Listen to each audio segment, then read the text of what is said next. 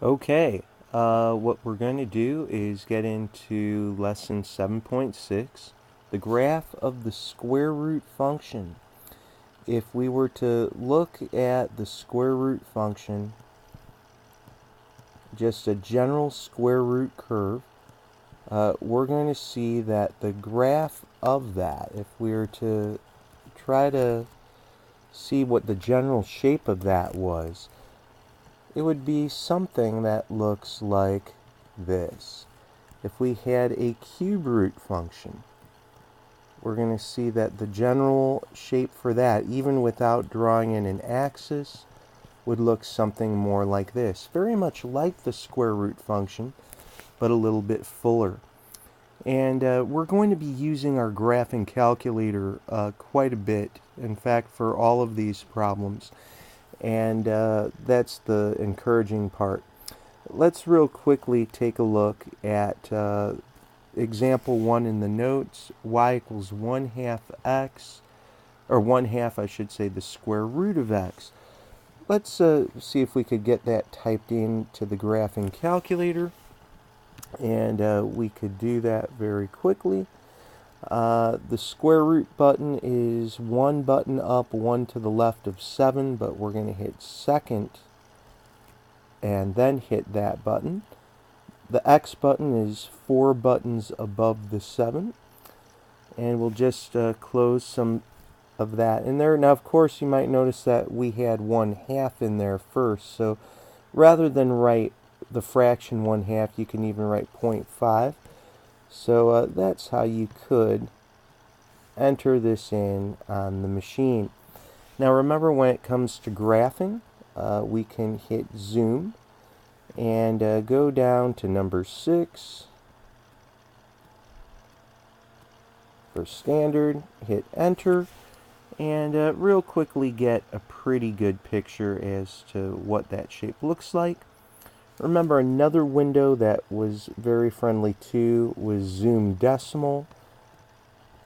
Zoom 4 gives a very nice picture. It's actually going to be only going from about negative 4.7 to 4.7 on the X scale. So it's zooming in a little bit, but it gives a closer up view. Real quickly, just going back to the table feature. If you look where the graph button is on the far right corner of the row here, and we did talk about this before, we could hit second graph. And this has already been set up to begin our table at 0 and to go by a step of 1. And by the way, if you ever wanted to check the table set, you could go to second window. Second window will allow you to say start your table at 0, go up by steps of 1 for delta table. So that's in case you ever just wanted to see how things were going. But you can see we have some friendlier points here at 0, 0, 1, comma, 0.5, 4, comma, 1. Just wanted to show you that you can use the up-down arrows to scroll up or down. If you go up, you're actually going to see that you get an error message. We could go down just as well. And by the way, if you continued to scroll up, you'd continue to get errors. But again, just showing you that you could also scroll down just as well. Evidently at 9, you'd be at 1.5. So jot down some of the more friendly table entries. What I'm getting at is, for a graph like this, what we saw is that at x equals 0, y was equal to 0. When x was equal to 1, we saw that we had 0.5. When x was equal to 4, we actually saw that we had a y value of 1. And when x was equal to 9, we saw that we were at 1.5. Now, all of the entries actually would be fine as we would look through this, but we're going to really just try to use the table entries that are easier to graph. So real quickly, let's just plot this out. 0, 0 is, of course, at the origin. 1 to the right, but will only go up a half of a step. 1, 2, 3, 4 steps to the right, go up 1. 9, let's see here, 6, 7, 8, 6, 7, 8, 9. 9's right over here, so we'd be at 1.5. So you can see we're going to get this general shape of the square root looking just like so. We should talk about domain and range just as well. Domain is the possible x values that we could see. Just want to point out to you again that you might have noticed that we saw a whole bunch of errors when we were scrolling up on the table. We realized that not all x values are good to use and to plug in here.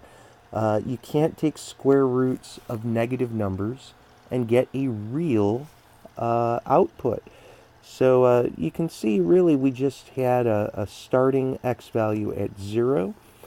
And the graph shows us that too. The graph definitely has this left boundary.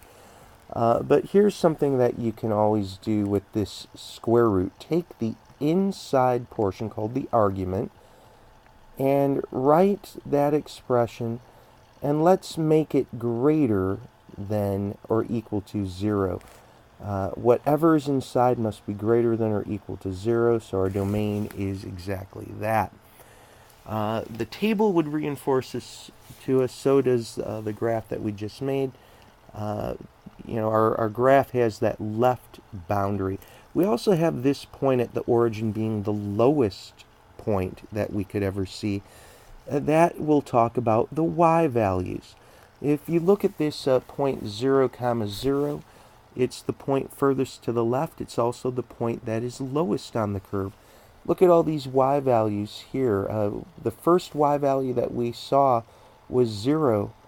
And we could get larger than that, but we certainly cannot get smaller than that. We're going to talk a lot more about that in due time. Let's real quickly take a look at example 2, which is asking us to graph 2 times the cube root of x.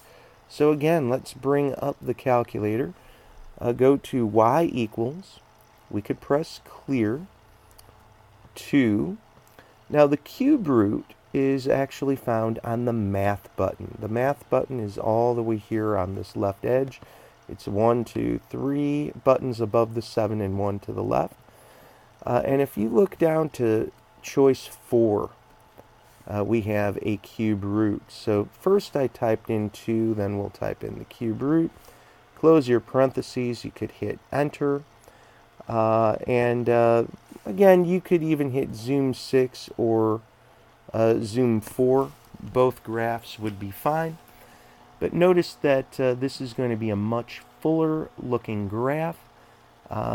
Let's get some points to assist us and to help us out with this. So if we were to hit second graph, which again is going to the table, you can see now that negative values inside of this root are actually okay. And if we scroll up a little bit, looks like our table or our graph that we have goes as far to the left as -9.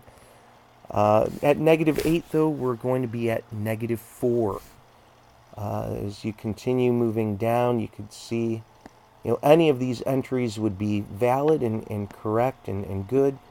But look at -1. -1 might be a little bit friendlier to work with. At -1, we have -2. 0, we have 0. At 1, we have a 2.